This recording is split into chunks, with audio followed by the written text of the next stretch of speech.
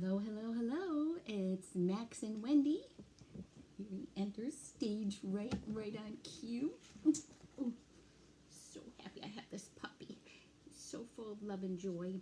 Anyway, listen, what I wanted to talk to you today about on day 5 was the many roles in our life. Have you thought about that? I mean, how many roles have we taken on or have been thrust upon us? I mean, maybe you just want to take a minute and stop this and just write them down in just a matter of 5 minutes. Not even. I wrote down a bunch off the top of my head. Let me read you my list, and it's by no means complete. Daughter, sister, wife, mother, friend, aunt, motivational speaker, trainer, an organ donor mom, survivor, thriver. I've been a cashier in retail, which I loved seeing people. Receptionist, a bookkeeper, a teacher, a writer. I was a top leader in my industry, which was well, I digress. Successful business entrepreneur. Those are just a few in just a couple of minutes. Try it. That's what we're going to write about today. So, again, we're writing our memoir in 30 days and we're using the book by Roberta Thames called How to Write Your Memoir in 30 Days.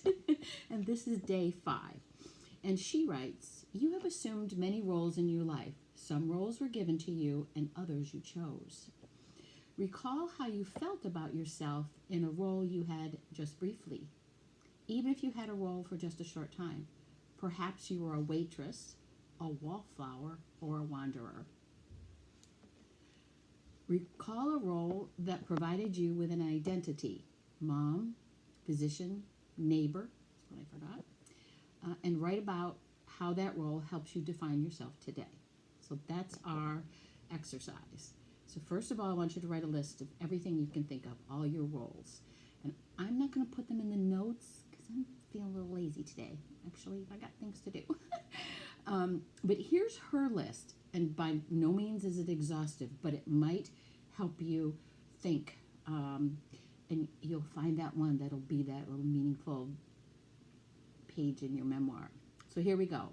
Attention seeker, babysitter, best friend, breadwinner, bully, caretaker, class clown, crybaby, delinquent, employer, gang member, healer, helper, loser, loudmouth, martyr. Now these are very different from my kind of title roles. These are more emotional. And I might write on these a few times today because I want to remind you, when I say write a memoir in 30 days, I don't want you to think that you've got to sit down and write pages and pages. You know, if you'll take 10 minutes at least once a day, and maybe a couple of times a day, and just, again, let it flow from your heart. Ask a question and let it out. And that's what we're doing here with giving you these ideas. And I'll often start with the question, well, in a minute I'll tell you some of the questions that she asked. But your story doesn't have to even have the question in it. Just, I want you to open up your heart, not your mind. Trust me on this. Stop thinking.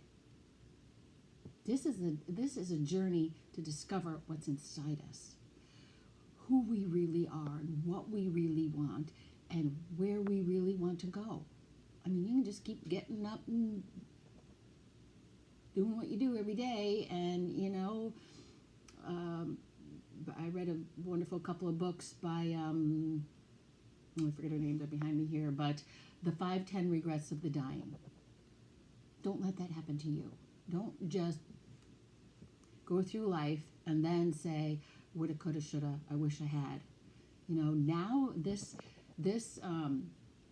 social distancing and staying at home, this is a great time to think about who and what you want to be and where you want to go when we can open our doors again. Just think it through. I know most of us, me included, are just plowing through our life. And You know, I might have stopped to think about it a little bit more recently because of my age and because of what's the situation with my daughter, but I just want to encourage you all to use this time to think about it. And this is just one of the ways to process. All right, let me go on with this list. Martyr, nag, shy one, spoiled brat, stepchild, step-parent, student, teacher, troublemaker, winner. Any of those names, words, roles grabbed you, write them down. And then I'm going to give you her, as she says in her book, write about as many of the roles above as you wish, then answer any or all of these questions using details and descriptions. Don't just do facts. If you're a reader, it's the details and the facts and that you are there feeling that draws a reader in, that draws me in. So I don't want you to just write facts, which again, that's going to come from your mind. Let's write from your heart. So I will put these questions in, but let me read them to you. 3 or 4 or 5 of them. What roles were you expected to play when you were young? Which roles do you now play? I didn't like that so much yesterday when I was practicing this, but I think I might write about that today. Is there one role that is or was most satisfying? Again, I couldn't think of anything yesterday. Now my heart is opened. I could answer that question today.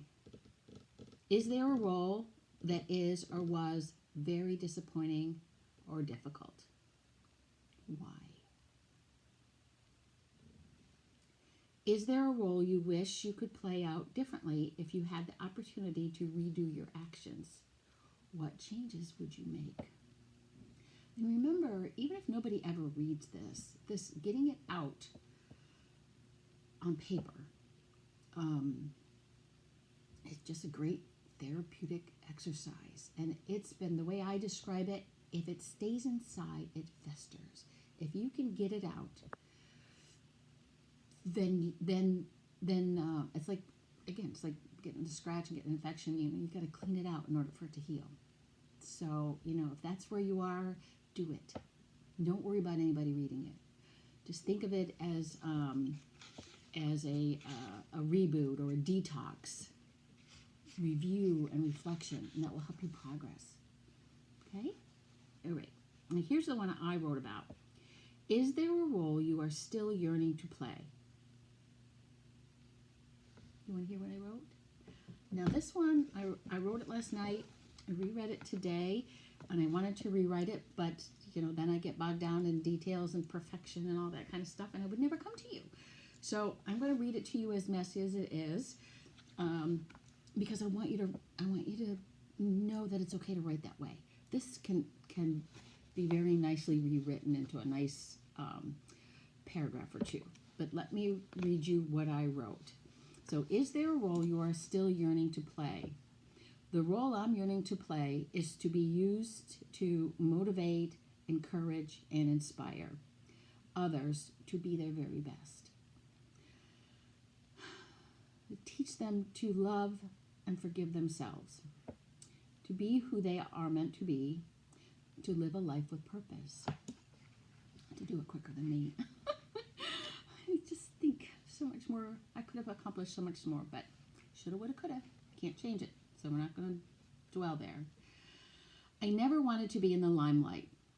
That was for someone else. Someone prettier, smarter, and funnier than I. But it was more than that too. I didn't need it. I didn't want it. I didn't care if people liked me or followed me. I had my own mind. You can have yours too. I've always believed, at least for me, maybe you can't, and that's fine, and then just find a different friend. But I've always believed we can agree to disagree. You can think your thoughts, I'll think mine, and, if we've got other things in common, then we'll get along. We don't need to argue my side and your side. Just go where you want to go, and I'll go where I want to go. However, what shocks me, though, is the number of people... Oh, wait a minute, I skipped one. That's okay with me. What shocks me, though, is the number of people, because I have been asked to speak on stage and write and asked if it could be published. I mean, fine, and although I was terrified to do it, I did it. And flocks of people would come to me and say, how it helped. And years later, they would come to me and say, I remember what you said, and I never forgot it. Which is shocking to me. I'm just living my life, and I don't... Anyway. But also, there was a great number of authors and writers and speakers and trainers that came to me after they heard me and said, you need to write a book. You need to speak. You need to go on a circuit. It shocked me because it's not something I wanted. But lately, and here's how she prompts my heart to think, but lately I have been changing. There's a feeling growing inside of me. I feel it pushing on the tight seams of my heart.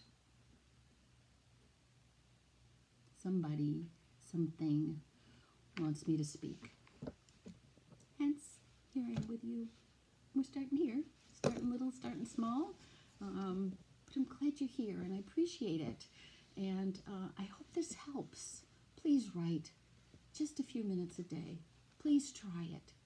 I mean, if you're feeling at all stuck, even if you're not, let's hear your joys. Let's hear your triumphs. Let's hear your funny stories. Good heavens, we all need some laughter, a little lightness in our lives right now, because there's so much we can't do anything about. But what can we do? All right, my friends. Oh, so good to be here with you today. I hope you're staying safe and well. And here comes my little man, Maxwell. He certainly keeps my heart and mind, spirit well. Be safe. Be well. Talk to me. Oh, listen. I love you. Have a great day. We'll see you again tomorrow. Bye-bye.